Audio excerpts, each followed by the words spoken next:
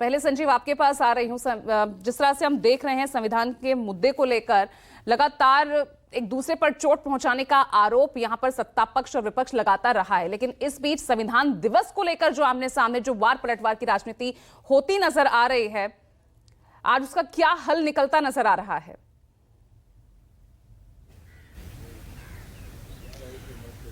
देखिए, आपके मूल प्रश्न में जाने के पहले सबसे बड़ी बात यह है कि यहाँ संसद में और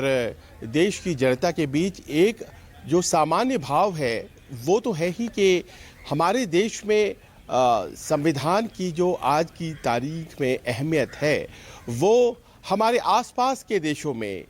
वैसी अहमियत है क्या। 75 साल पहले जब हमने इसे अडॉप्ट किया था उस वक्त दुनिया के कई देश आज़ाद हुए थे और सबों को कहीं ना कहीं अपनी नीति की ज़रूरत थी और सबों ने मिलकर के अपने अपने देशों में संविधान लागू किया, पर संविधान क्या वो कायम कर पाए, ये एक बड़ा प्रश्न है। और ऐसे में अगर आप नज़रें दौड़ाएं आसपास तो आप पाएंगी कि कहीं भी कोई भी ऐसा देश नहीं है जो आज की तारीख में तमाम बहस और विवादों के बावजूद भारत की तरह कॉन्स्टिट्यूशन को फॉलो करने, संविधान को मानने की परंपरा को कायम कर सका है।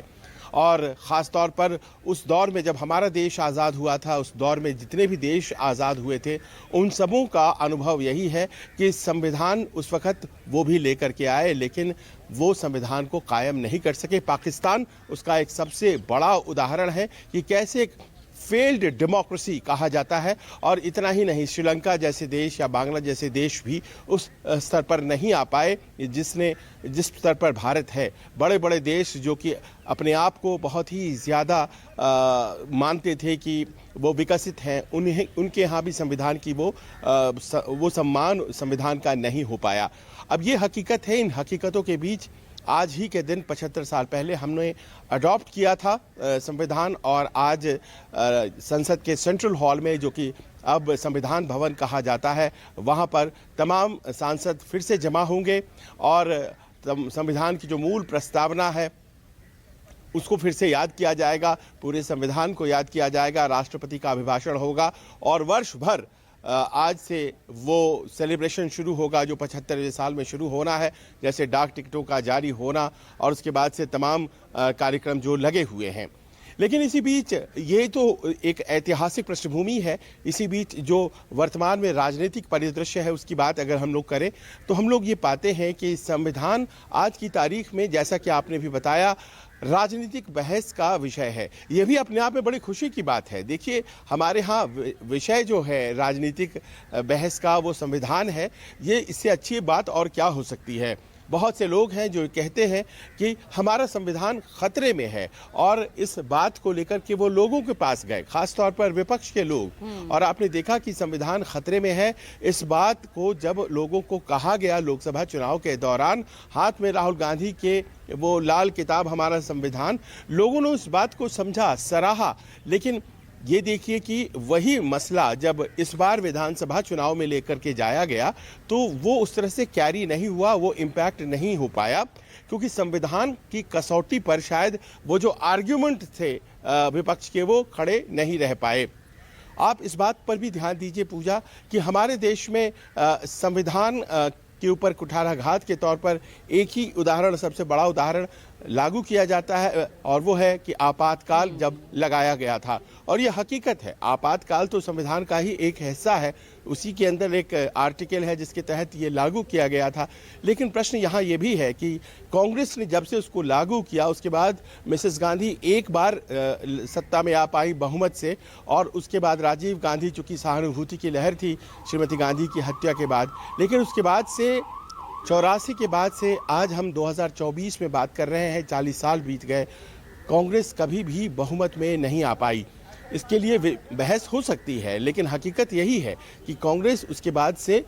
कभी भी बहुमत में 272 का आंकड़ा उस तरह से लेकर के नहीं आ पाई। और ये हकीकत जो है उसी ने नए नए राजनीतिक दलों को जन्म दिया है जो संविधान की बात करते हैं, छोटे दल खास तौर पर जो संविधान की बात करते हैं। और आज जब 2 बार बहुमत और इस बार सबसे बड़ी पार्टी के तौर पर भारतीय जनता पार्टी खड़ी है तो उसके सामने भी यही प्रश्न है संविधान का जो उठाया जा रहा है राहुल गांधी कहते हैं संविधान खतरे में है और ये बदलना चाहते हैं भारतीय जनता पार्टी के लोग। हालांकि सबसे ज्यादा बार जो संविधान बदला गया, अमेंडमेंट्स हुई, वो हुई थी कांग्रेस के कार्यकाल में ही। लेकिन अगर मान लीजिए कि ये आरोप है भी, तो भारतीय जनता पार्टी के सामने लोगों को विश्वास में लेने की जिम्मेदारी है, और वो जिम्मेदारी वो जब जाते हैं चुनाव में प्रचार करने के लिए तो उनके सामने खड़ी रहती है, और जब तक वो लोगों को कन्विंस नहीं कर पाएंगे उन्हें जीत नहीं मिलेगी। तो विधानसभा चुनाव जो हरियाणा और महाराष्ट्र में हुए, ऐसा लगता है कि उसमें आंशिक रूप से ही सही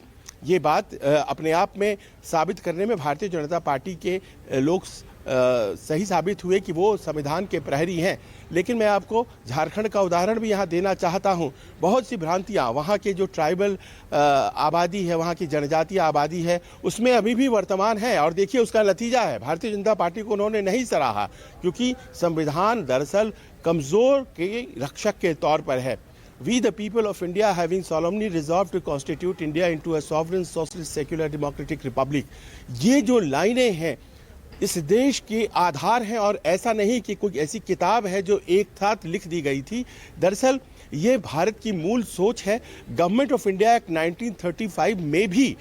वो सारे आपको प्रावधान मिल जाएंगे जो 1947 में देश की आज़ादी के बाद संविधान बनाने की जो प्रक्रिया शुरू हुई और आज के दिन 1949 में अडॉप्ट हुई थी, वो एक परंपरा के तौर पर चली आ रही थी, कुछ अचानक से नहीं आया था। हमारे देश के बहुत से विद्वान ऋषि मनीषियों, उनकी सोच को ये कंटेन करता है, और इसीलिए किसी अमेंडमेंट के जरिए इसकी मूल भावना को बदला जा सकता है, ऐसा नहीं है। और शायद यही बात आज सेंट्रल हॉल में संविधान के आपको सुनाई पड़ेगी। बहस में हमारे देश की राजनीति में संविधान है, और बहस इस बात की है कि कौन रक्षक है संविधान का, विपक्ष रक्षक है संविधान का या फिर सत्ता पक्ष रक्षक संविधान का। और जो रक्षक साबित नहीं होगा उसे सत्ता से हटा दिया जाएगा, ये देश के लोगों की गारंटी है। जी बिल्कुल। और उसी की बिना पर जो है जनता यहाँ पर अपना फैसला भी सुनाती है अपने वोट के अधिकार के चलते।